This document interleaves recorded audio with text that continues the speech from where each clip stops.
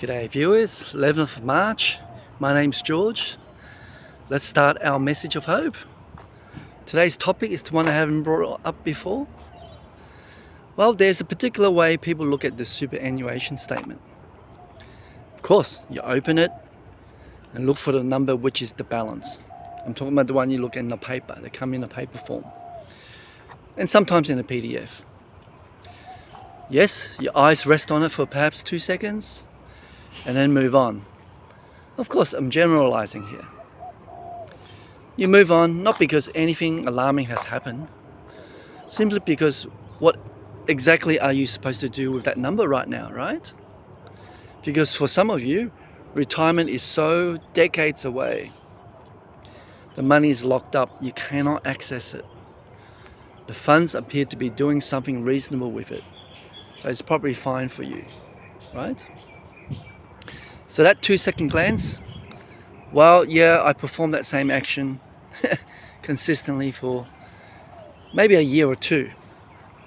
You see, that research from ASIC found that only 35% of Australians know their superannuation balance accurately.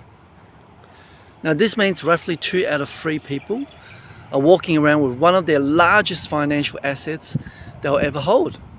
And sure enough, they couldn't tell you what's worth at the dinner table tonight. Well, to be fair, I was one of those 65%, like I said, for a few years. What happened was, during my contracting years, I moved between enough employees to end up with 2 separate accounts. I wasn't a very good money manager then. So 2 funds, 2 sets of fees, correct? And the second account is a smaller balance from a short engagement of all these small IT jobs I did. It just sat there. I knew it existed in a vague way, you know, about something you file away for later. It didn't send any urgent reminders. We didn't have any email reminders in those days. It didn't appear in my monthly cash flow. So it was quiet and patient, and I let it be at the same time.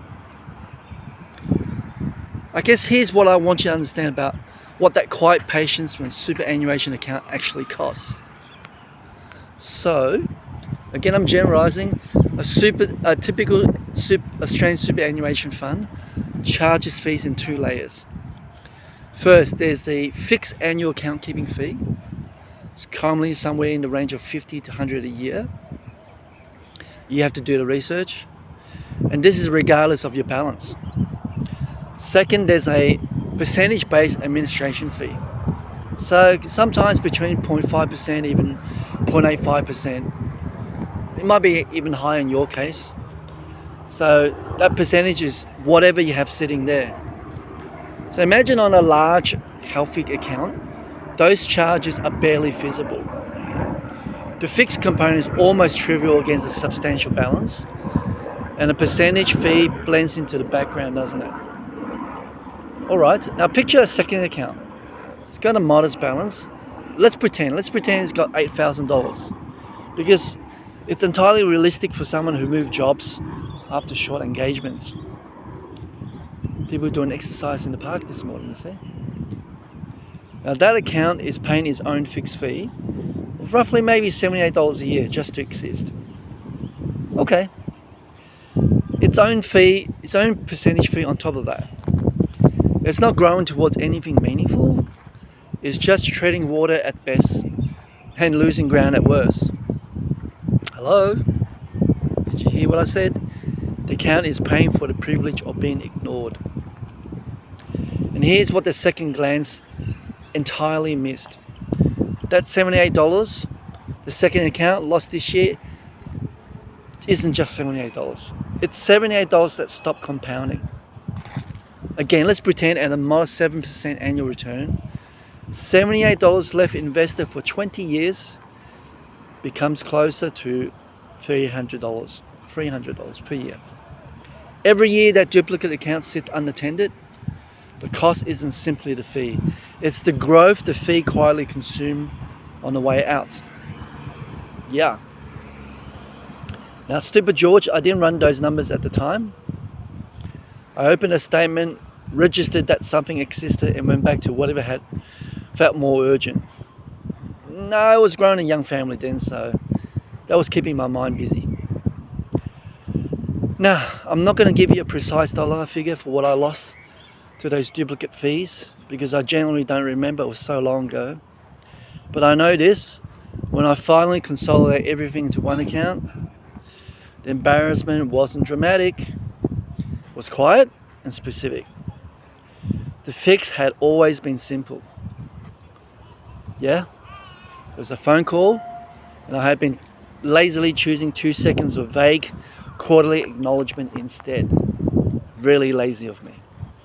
Now I'm guessing this is not an unusual pattern, especially for people from overseas.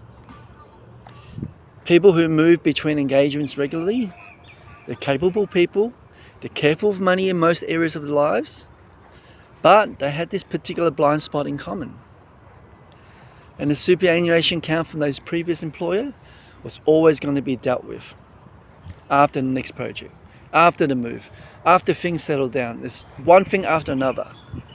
And I recognized it readily because I was doing exactly the same thing.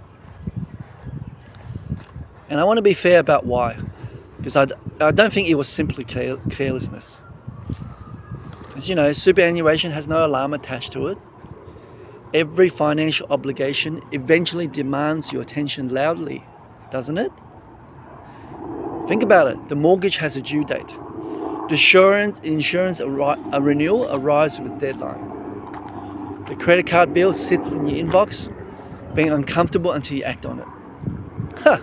Superannuation, it just sits there and waits, year after year, without complaining, which makes it uniquely easy to leave unexamined, even for people who handle most of their finances with genuine care. So today's Bible reading is this, Proverbs 27, verse 23 and 24. Know well the condition of your flocks, and give attention to your herds, for riches do not last forever, and does a crown endure to all generations?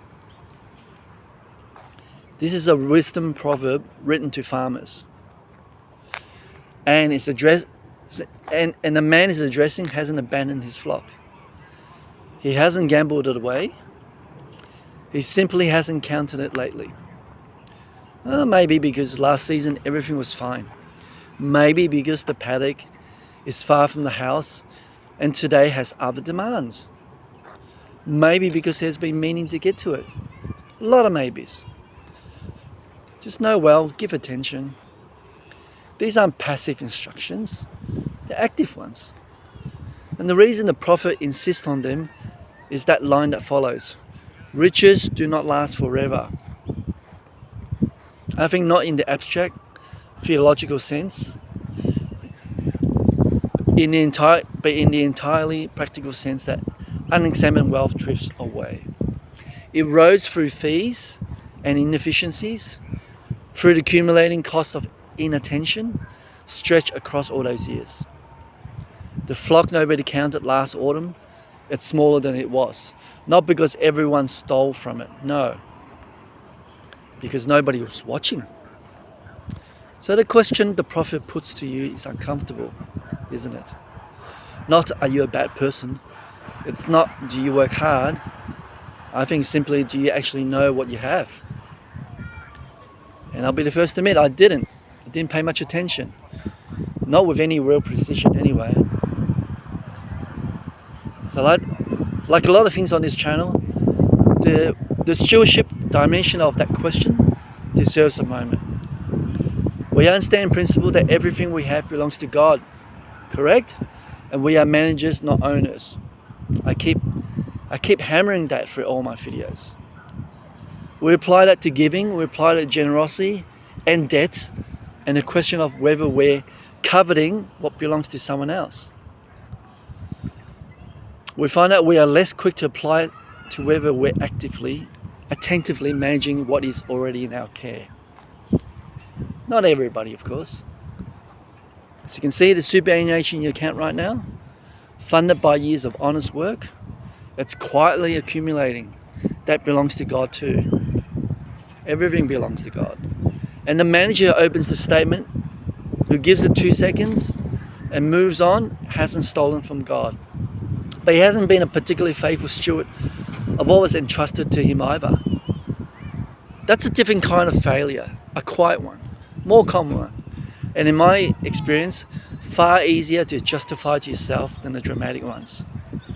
So, know well the condition of your flocks. I read that differently now than I did before.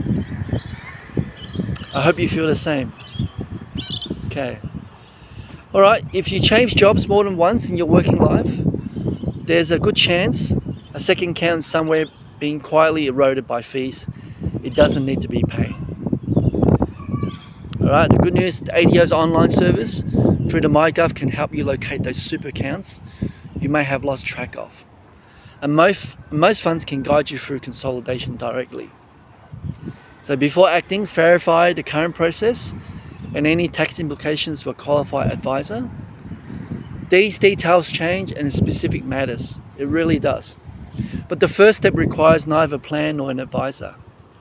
You just need to log in and the willingness to look honestly at where's actually there. My friends, the flock is in the paddock. It's been there all along, patient and undemanding, waiting for a shepherd willing to walk out and count it. And when you do, and I hope that's this week, not eventually, you may feel something close to what I felt. A quiet winks at the years of vague quarterly acknowledgement. It's a mild surprise of what the fees had been consuming while you were busy with other things. So don't let that slip away. That embarrassment isn't enjoyable, but it is honest. An honest embarrassment in front of a problem you can still fix is a gift compared to the alternative. You'll know the condition in your flock. God gave you those years of work. That accumulated balance is His. It's held in your care. I think it deserves more than 2 seconds. So thanks for listening. If you like this video, please give it a thumbs up. Do subscribe to this channel. And pass on this video who you know people might benefit from understanding a bit more about this superannuation account. Take care. I'll see you on the next one. Bye bye.